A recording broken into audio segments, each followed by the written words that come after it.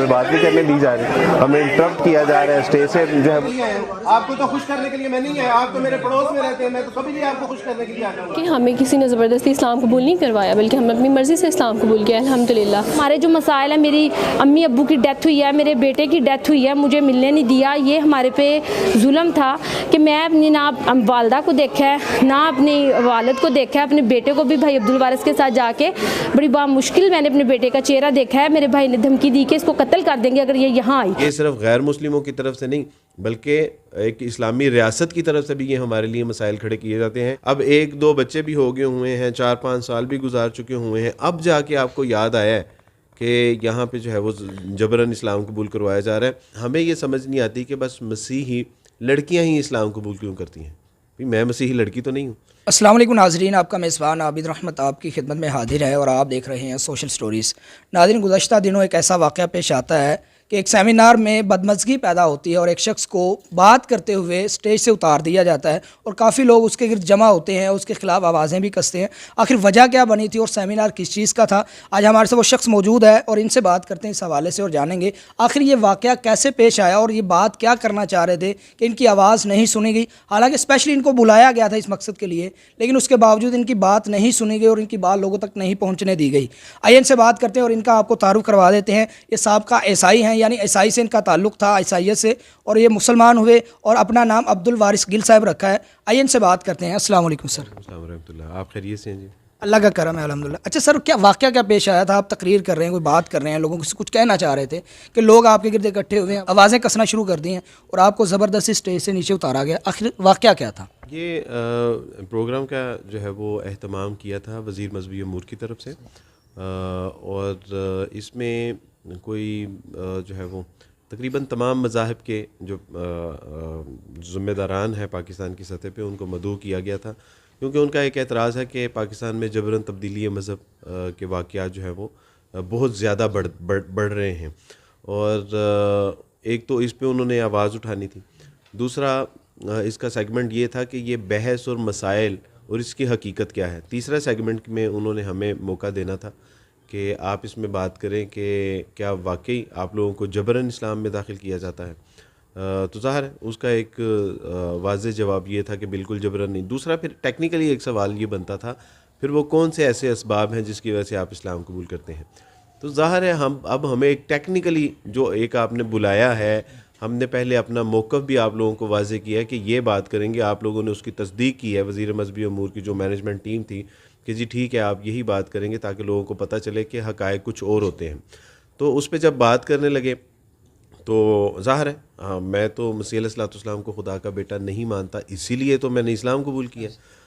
دوسرا یہ ہے کہ کتابوں کے تحریف و تبدل کے حوالے سے جب میں نے بات کی کہ یہ وہ اسباب و محرکات ہیں کہ جن کی وجہ سے تثلیث ہے, کروسیفیکیشن کا عقیدہ ہے, تحریف بائبل کا ایک مسئلہ ہے, تو اس کو جو ہے وہ ایک غلط رنگ دینے کی کوشش کی کہ یہ توہین مذہب ہے.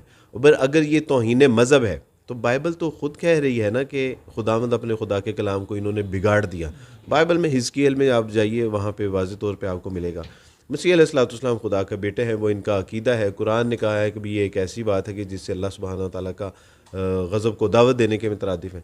تو ظاہر ہے میں نے تو یہ بات, لیکن اس کو غلط رنگ دینے کی کوشش کی گئی. کوئی شرپسند عناصر تھے اور انہوں نے جو ہے وہ, اور یہ پہلی بار پروٹیسٹ نہیں ہوا تھا اس پروگرام میں, اس سے پہلے 2 بار پروٹیسٹ ہو چکا تھا. آپ کے ساتھ واقعات پیش آ چکے پہلے بھی؟ نہیں, اس پروگرام میں 2 بار پہلے بھی ان احباب نے یہ جو ہے وہ اس طرح کا ہنگامہ آرائی کی, میری گفتگو سے پہلے بھی.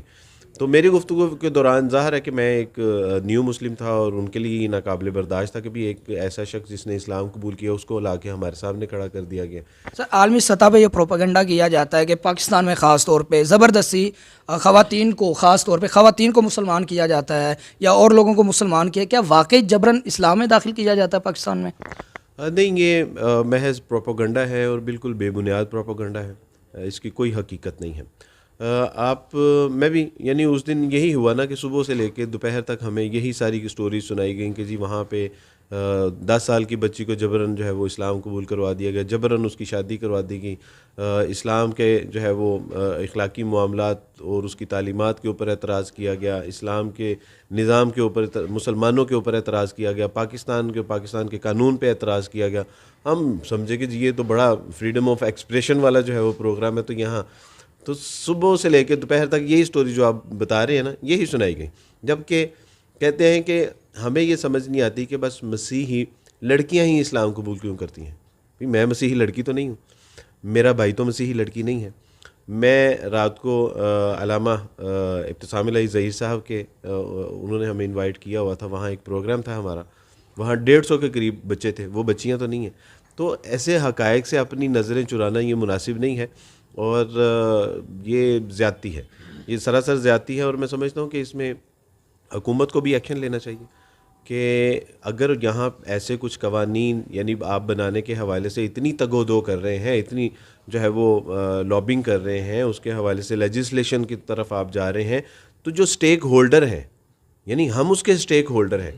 نان مسلم کی طرف سے یہ الزام ہے کہ ہمارے بچوں کو جو ہے وہ جب زبردستی اسلام قبول کروایا جا رہا ہے, وہ کون ہے؟ وہ ہم ہیں. مسلمانوں کی طرف سے جو ہے وہ اس طرح کے پروگرام کنڈکٹ کیے جا رہے ہیں کہ جی یہاں پہ جبراً اسلام قبول نہیں کیا جا رہا, تو اس کے موضوع کون ہے؟ ہم ہیں. تو ہم سٹیک ہولڈر ہیں. بھئی ہم سے پوچھا جائے کہ actual what is the problem in this case, ہم سے پوچھا جائے کہ اس طرح کے جو ہے وہ قوانین کے پیچھے حرکات و محرکات کیا ہیں. اس طرح کے قوانین پوچھنے سے پہلے ہمارے تاثرات, اظہار, ہماری جو ہے وہ گزارشات کو جو ہے وہ مد نظر رکھا جائے.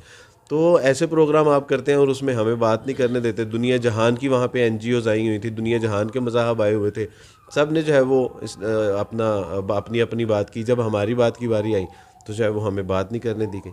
تو یہ پاکستان میں اس طرح کے کوئی ایسے واقعات نہیں ہیں.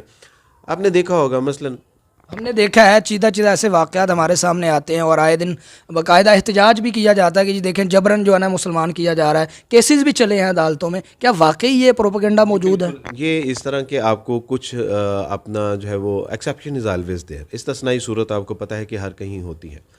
آپ ان سٹوریز کے پیچھے جب آپ تھورلی اس کو جو ہے وہ ویریفائڈ کریں گے, ان کی آپ چھان بین کریں گے, تو آپ کو یہ پتہ چلے گا کہ وہ کیسز ہیں کہ جو رن اوے میریجز تھے, جو ہے وہ لو میریجز تھے. وہ جب آپ کو پتہ ہے کہ لو میریجز کی کوئی بہت زیادہ ایج نہیں ہوتی, وہ شادیاں ہوتی ہیں 2-4 سال بعد ناچاکیاں شروع ہوتی ہیں, طلاق ہو جاتی ہے, طلاق کے بعد پھر عورت اپنا ایک وہ کارڈ استعمال کرتی ہے اور وہاں پہ پھر جا کے اب 1-2 بچے بھی ہو گئے ہوئے ہیں, 4-5 سال بھی گزار چکے ہوئے ہیں, اب جا کے آپ کو یاد آیا ہے کہ یہاں پہ جو ہے وہ جبراً اسلام قبول کروایا جا رہا ہے. پہلے آپ کہاں پہ تھیں؟ یعنی پہلے آپ بچے بھی پیدا کر رہے ہیں, پہلے آپ بود و باش بھی کر رہے ہیں, معاملات بھی سارے چل رہے ہیں, عدالت میں جا کے نکاح بھی پڑھا لی ہے, انگوٹھے بھی لگ رہے ہیں, سائن بھی ہو رہے ہیں, لیکن اب جو ہے وہ آپ کہہ رہے ہیں. تو یہ کیا ہمارے مسلمانوں میں یہ نہیں ہوتا؟ ہمارے مسلمانوں میں بھی جب طلاق ہوتی ہے تو الٹے سیدھے الزامات لگا دیے جاتے ہیں کہ جی یہ نامرد ہے, یا مرد جو ہے وہ عورت پہ الزام لگاتے کہ اس کا کردار ٹھیک نہیں. تو یہ ہر کہیں ہوتا ہے اور ہر سوسائٹی میں, ہر معاشرے میں ہوتا ہے. ایسے کیسز کو جو آپ تحقیق کریں گے, آپ کو وہاں جا کے یہ مسائل ملیں گے. تو اس تناظر میں اس طرح کے جو کیسز ہوتے ہیں نا, تو ان کو رنگ دے دیا جاتا ہے.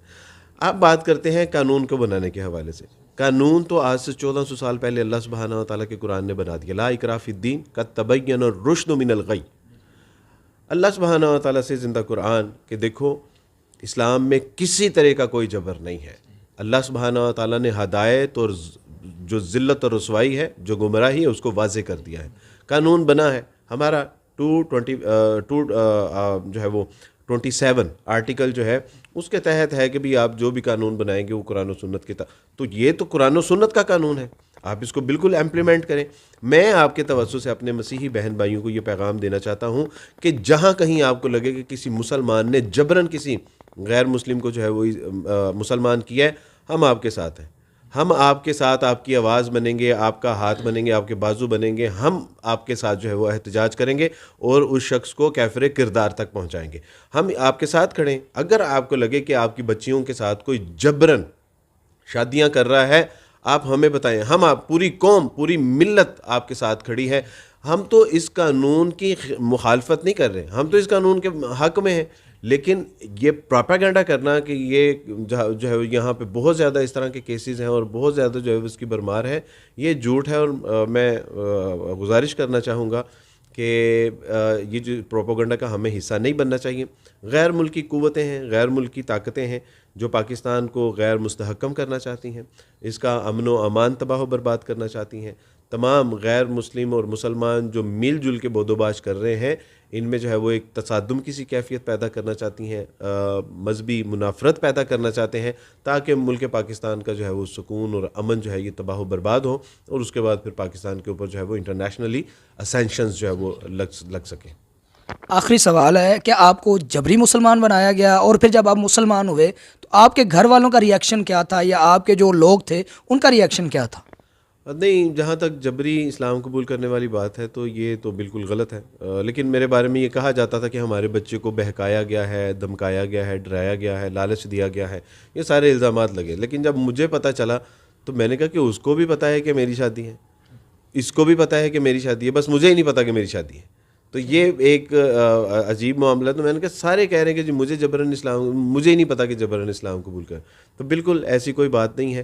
مجھے آپ بتائیے کہ جبراً اسلام قبول کرنے کی لائف کیا ہوگی؟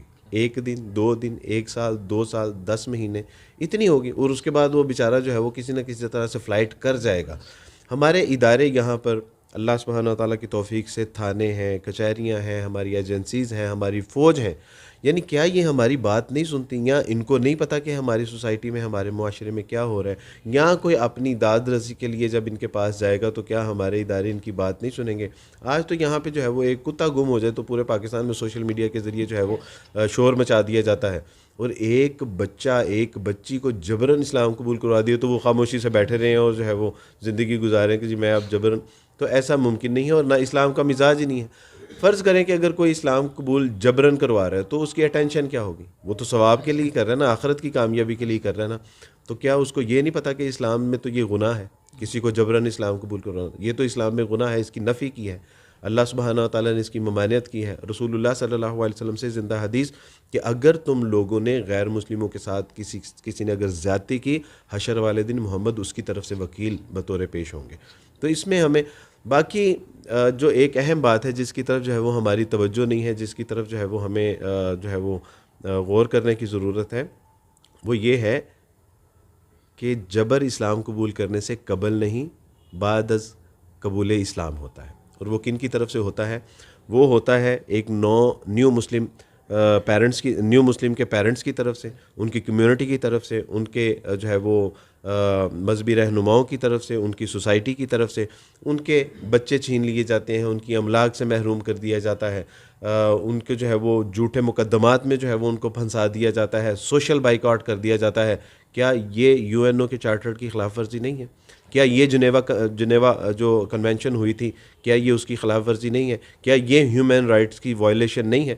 تو یہ ہمارے اگر قانون بنانا ہے تو یار اس پہ بناؤ کہ اگر کوئی اللہ کا بندہ، اگر کوئی اللہ کی بندی اسلامی تعلیمات سے متاثر ہو کے اسلام قبول کر رہے ہیں تو ان کے لیے سہولیات فراہم کریں. اور یہ صرف غیر مسلموں کی طرف سے نہیں بلکہ ایک اسلامی ریاست کی طرف سے بھی یہ ہمارے لیے مسائل کھڑے کیے جاتے ہیں کہ نہ ان کی ڈاکومنٹیشن بنتی ہے، نہ ان کے کاغذات میں نام کی تبدیلی آسان ہے، نہ ان کی جو ہے وہ اسناد میں آسانی سے جو ہے وہ ہم سال ہر سال جو ہے وہ خواری کاٹنی پڑتی ہے ناموں کی تبدیلی کے لیے. ہمارے آئے دن یہاں پہ نیو مسلم بیچارے پریشان حال کے عبدالوارث بھائی شناختی کارڈ نہیں بن رہا، اسناد میں نام تبدیل نہیں ہو رہا، نوکریوں سے نکال دیا گیا ہے، آگے کوئی جو ہے وہ بچوں کے پڑھنے پڑھانے کا سلسلہ نہیں ہے. بجائے یہ کہ حکومت جو ہے وہ ایک ماں کا کردار ادا کرے، وہ ہمارے سروں پہ جو ہے وہ دست شفقت رکھے، وہ ہمارے لیے اس طرح کی جو ہے وہ مسائل پیدا کر رہی ہے، تو یہ بہرحال زیادتی ہے.